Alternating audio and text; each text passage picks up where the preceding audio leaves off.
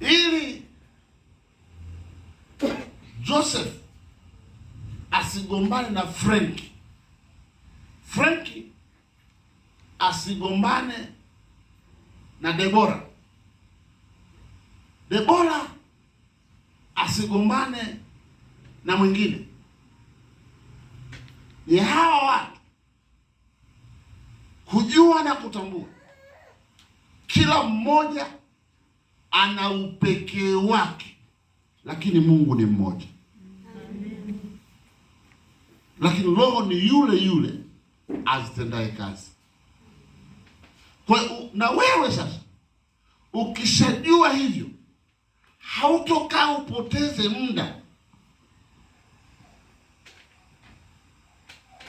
kwa jambo ambalo halihusiani na wewe, wala hutolifuatilia na kutaka kujua limeishia wapi,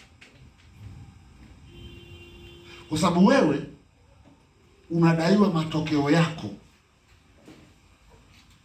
utimize leo, kesho na hata milele. Hakuna mtu atasimama kwenye kiti cha enzi cha Mungu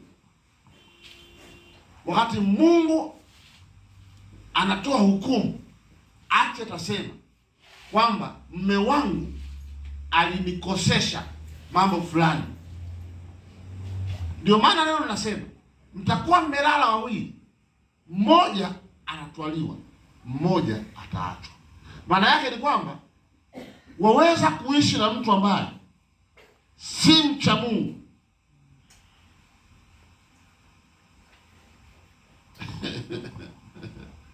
lakini wewe ukafika mbinguni. Maana ule uwezo wa kustahimili yanayoweza kukuchukua kule na kule, maana yake ukisimama kwenye zamu yako utakuwa na uwezo huo. Haleluya, watu wa kanisa, simama kwenye zamu yako.